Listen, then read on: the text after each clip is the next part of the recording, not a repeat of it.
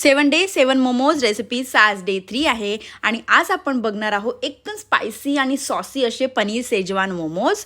त्यासाठी इथे मी पॅनमध्ये तेल टाकून घेतलं, त्यानंतर बारीक चॉप केलेला अद्रक लसूण आणि हिरवी मिरची टाकून घेतली, सोबतच 1 वाटी कॅबेज आणि अर्धा वाटी कॅरट टाकून घेतलं।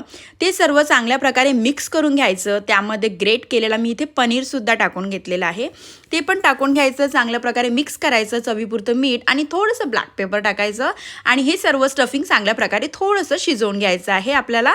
आणि थोडंसं आपलं स्टफिंग अंदरून मॉइस्ट राहण्यासाठी बटर सुद्धा टाकलेलं आहे मी। हे सर्व स्टफिंग आता आपली रेडी आहे। आता आपण मोमोज बनवायला घेऊया। इथे मोमोजची शीट घेतली, त्यामध्ये स्टफिंग टाकून घ्यायचं आणि तुम्हाला हवं तसा किंवा इझी जसं वाटेल तसं मोमोजला शेप करून द्यायचं आहे। इथं मी तुम्हाला व्हिडिओमध्ये दाखवतो तसं पण तुम्ही शेप करून घेऊ शकता। आता मस्त आपले मोमोज शेप करून झालेले आहे। आपण आज मोमोजला पॅन फ्राय करणार आहे, त्यासाठी पॅनमध्ये थोडंसं तेल टाकून घ्यायचं। मोमोज त्याला खालून क्रिस्प होतपर्यंत, गोल्डन ब्राऊन होतपर्यंत आपल्याला थोडंसं मोमो पॅन फ्राय करायचं। त्यानंतर त्यामध्ये थोडंसं पाणी टाकायचं आणि झाकण लावून मोमोज स्टीम करून घ्यायचे आहे।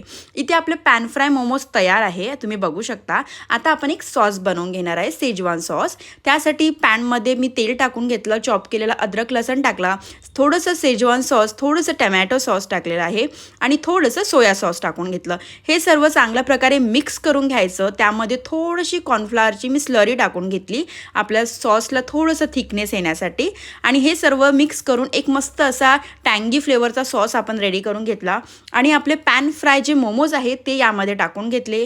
याला सुद्धा चांगलं टॉस करून घ्यायचं मस्त आपल्या सॉसमध्ये। आणि इथे मस्त आपले स्पायसी आणि सॉसी असे टँगी पनीर पॅन फ्राय मोमोज तयार आहे शेजवानच्या सॉससोबत। आणि रेसिपी आवडल्यास लाईक शेअर सबस्क्राईब करायला विसरू नका। थँक्यू।